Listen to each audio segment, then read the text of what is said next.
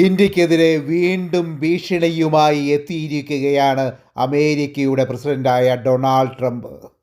റഷ്യയിൽ നിന്ന് ഓയിൽ വാങ്ങിയാൽ 500% തീരുവ എന്നതാണ് പുതിയ ഭീഷണി. എന്തായാലും ഇന്ത്യ ഒന്ന് മാറ്റി ചിന്തിക്കുമെന്നാണ് ട്രംപ് വിചാരിക്കുന്നത്. അതിന് മുന്നോടിയായിട്ടാണ് ട്രംപിനെ മോഡി സാറേ എന്ന് വിളിച്ചുകൊണ്ട് അഭിസംബോധന ചെയ്തിട്ടുള്ളത്. അതിനിടയിൽ ഇന്ത്യയിൽ ഏറ്റവും വലിയ റഷ്യയുടെ എണ്ണ ഉപയോഗിക്കുന്നത് കൊണ്ടുള്ള, റഷ്യൻ എണ്ണ വാങ്ങിക്കുന്നത് കൊണ്ടുള്ള ഉപഭോക്താവായ അംബാനി വെനിസ്വേലയിൽ നിന്ന് എണ്ണ വാങ്ങുവാൻ ശ്രമങ്ങൾ തുടങ്ങിക്കഴിഞ്ഞു എന്നാണ് അറിയുവാൻ കഴിയുന്നത്. റഷ്യയിൽ നിന്ന് ഏറ്റവും അധികം എണ്ണ ഇറക്കുമതി ചെയ്യുന്ന ധീരുഭായ് അംബാനിയുടെ മകനായ മുകേഷ് അംബാനി കളം മാറ്റി ചവിട്ടുകയാണ്. ഇപ്പോൾ അംബാനിയുടെ കണ്ണ് വെനിസ്വേലയിലേക്കാണ്. ഇതുകൊണ്ട് രണ്ട് പ്രയോജനമാണ് അംബാനിക്ക് ഉണ്ടാകാൻ പോകുന്നത്.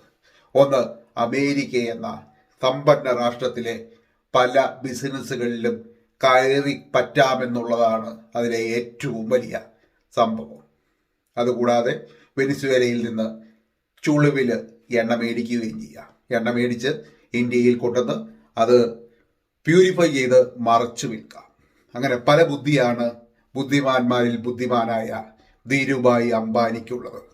അതുകൊണ്ട് തന്നെയാണ് ഇന്ത്യയുടെ പ്രധാനമന്ത്രിയായ നരേന്ദ്ര ദാമോദർ ദാസ് മോഡി ട്രംപിനെ സാറേ സാറേ എന്ന് വിളിച്ചുകൊണ്ട് ഇപ്പോൾ അടുത്തുകൂടിയിരിക്കുന്നത്. ഇവർ രണ്ടുപേരും വളരെ നല്ല കൂട്ടുകാരായിരുന്നു ട്രംപ് 1 സമയത്ത്.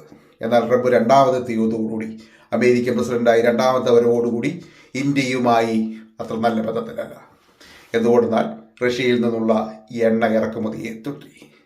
ആ ഇറക്കുമതി ഇപ്പോൾ ഈ അധിക തീരുവയോടുകൂടി ഇന്ത്യ ചിലപ്പോൾ നിർത്തിയേക്കുവാനുള്ള സാധ്യതയുണ്ട്.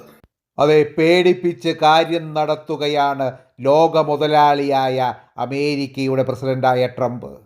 ഇന്ത്യക്ക് ട്രംപിനെ തള്ളിക്കളയുവാനുമാകില്ല.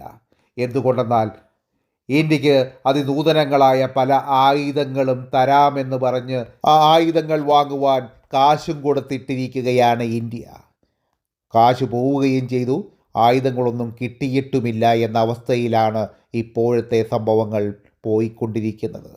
അതിനെല്ലാം അറുതി കാണുവാൻ വേണ്ടിയിട്ടാണ് ട്രംപിനെ ഒന്ന് സുഖിപ്പിക്കാമെന്ന് മോദി കരുതുന്നത്. അതുകൊണ്ടാണ് ഇപ്പോൾ വെനിസ്വേലയിൽ ഓയിൽ വാങ്ങുവാനായി റിലയൻസും ഒരുങ്ങുന്നത്.